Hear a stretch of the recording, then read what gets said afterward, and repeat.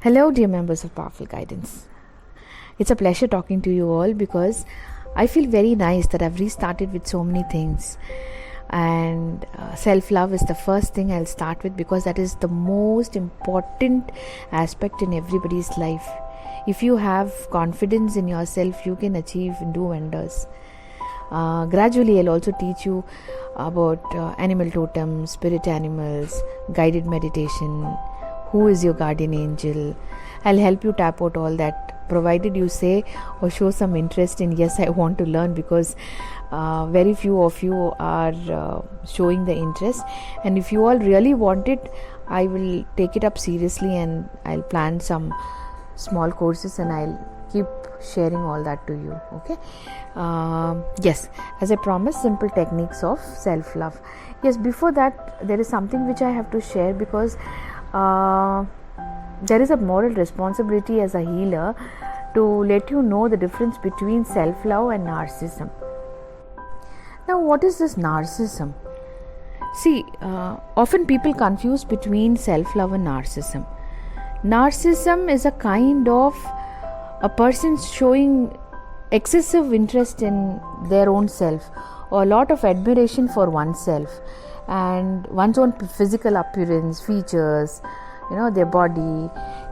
It is psychologically, if you see, it is a kind of selfishness attitude in them because it involves a lot of sense of entitlement.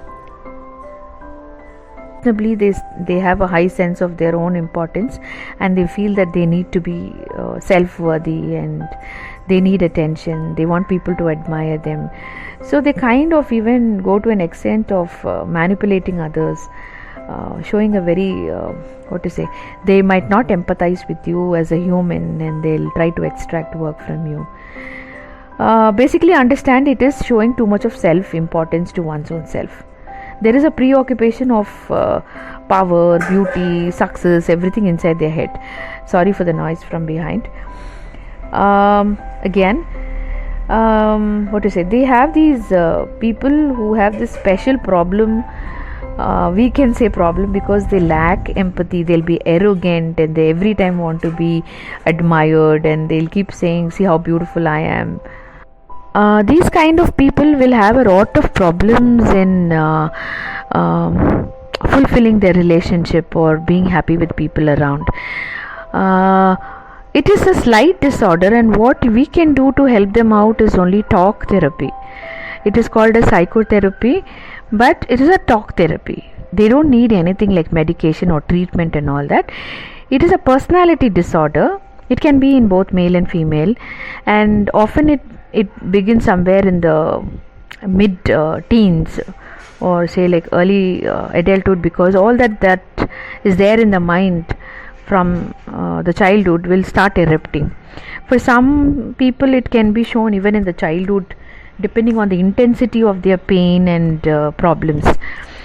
You would ask me how am I talking all this, because I had a subject called child psychology in my undergraduation program, and I worked on a research paper during my program for child development, and I just love this author Elizabeth Hurlock, and she's been one of my role mentors, I should tell you. Though I have not seen her, it was only her book that gave me so much of liking.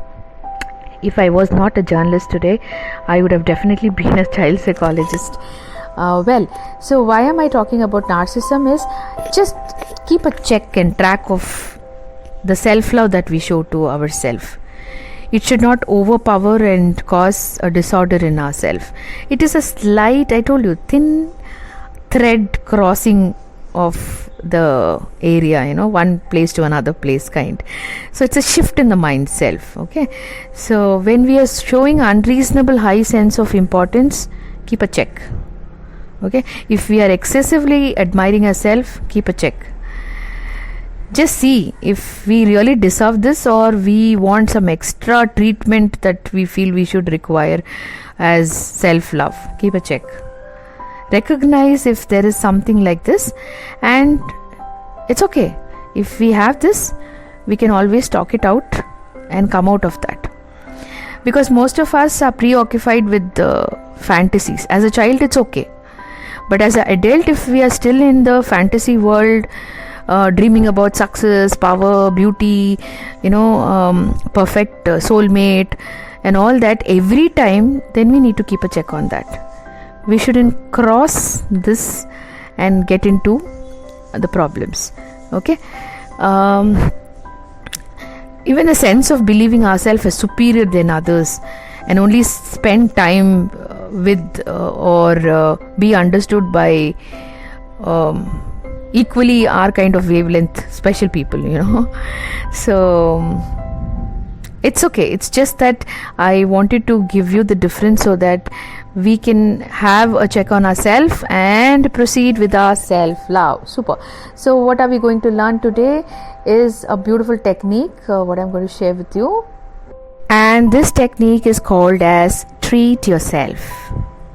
That is, do something nice for yourself regularly. It can be a super simple technique like going for the walk in the nature once in a while. It's okay if you know to drive, or if you're going along with your spouse or parents. Just instead of going to restaurants or some a religious place is fine. It's up to yourself, but a place where you have all these greenery around you, and walk barefoot. One is you get grounding, and this grounding will release your excessive negative energies.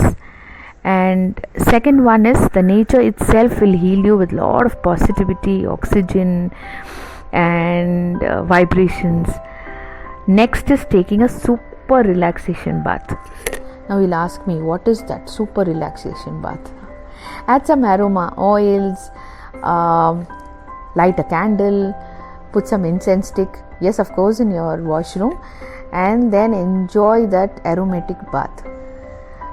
Trust me, it will help you. People also take salt bath for that case, and if you like, maybe there's a slight stickiness in it, but it's fine. Salt is a great healing agent. We normally use it for many rituals. See, any rituals at least in India is not without salt.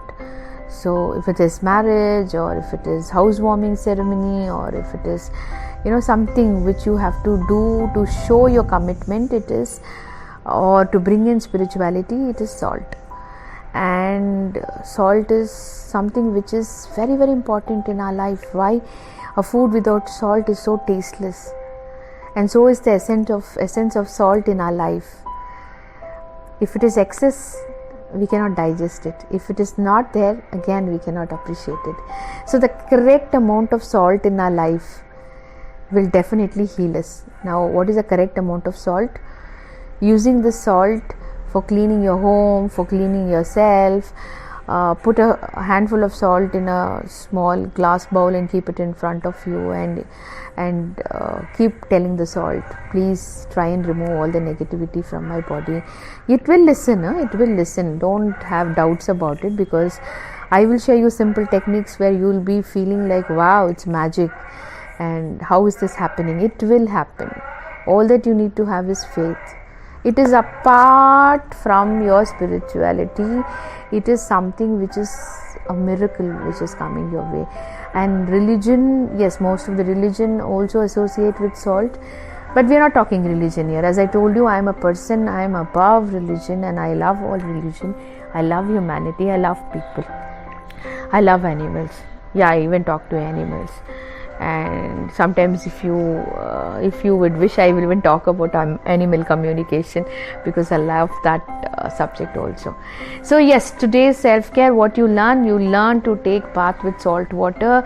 You learn to use salt in cleaning your house and putting it on your study table, and intending and telling the salt to remove your excessive negative energy. And how to dispose this?